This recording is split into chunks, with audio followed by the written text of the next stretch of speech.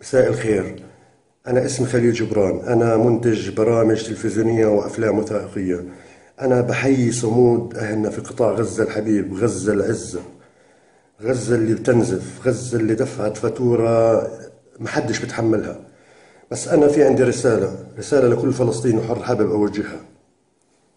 المؤسسة الأمنية الفلسطينية، الأجهزة الأمنية الوطنية بامتياز، في الفترة الأخيرة في حملة شرسة تشن ضد هاي الأجهزة وضد أبناء هاي الأجهزة وضد أفراد هاي الأجهزة. أنا بحكي رأيي بتجرد، بحكي رأيي بإخلاص. ما ننسى أن كثير من شباب الأجهزة الأمنية اللي كانوا في الانتفاضة الأولى وسطروا أروع آيات التضحية وسووا معجزة. ما ننسى كمان أن أفراد الأجهزة الأمنية في الانتفاضة الثانية سووا ملاحم بطولية، دافعوا عن المدن، دافعوا في الاجتياحات، دفعوا فاتورة جدا قاسية ومؤلمة. مئات الشهداء، مئات الأسرى اللي محكومين بالمؤبدات. أفراد الأجهزة الأمنية يا جماعة الخير، هدول إخوتنا، هدول أولادنا، هدول حبايبنا، هدول أهلنا، أخوي، ابن عمك، ابن خالك، أخوك. الديمقراطية إني أحكي رأيي، أنتقد لمصلحة البلد. الديمقراطية مش إني أخون. ما بصيرش إني أنا أجي أخون الجهاز الفلاني وجهاز الأمن الفلاني ولا الشرطة ولا بعرف مين. كمان مرة بحكي الديمقراطية هي ديمقراطية نفهمها صح. أنا رأيي إنه الكلام اللي بصير بحق الأجهزة الأمنية في الفترة الأخيرة هو ظالم وقاسي وما بيستاهلوه.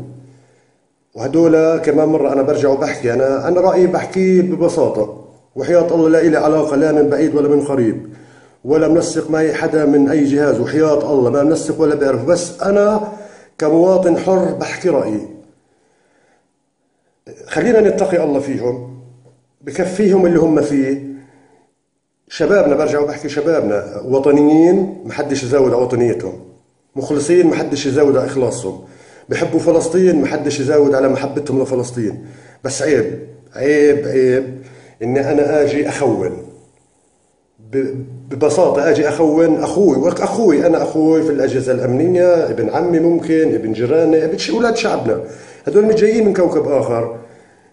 خلينا نحبهم، خلينا نحترمهم، خلينا نحطهم على راسنا زي ما هم بيحترمونا. وإذا في تصرفات فردية من بعض أفراد الأجهزة الأمنية مش معناتها إن هاي سياسة الأجهزة الأمنية اللي أنا بعتبرها وطنية بامتياز. هذا رأيي، بجوز رأيي ما يعجبش غيري، هو حر، بس أنا بحكي رأيي إن هاي المؤسسة الأمنية في الفترة الأخيرة عم تتعرض لحملة. أنا واجبي إني أوصل رسالة وأحكي كلمة حق بحق هاي المؤسسة الأمنية الفلسطينية. ما بصير نضل نغلط عليهم، ما بصير نضل نخون فيهم، ما بصير. بس وشكرا.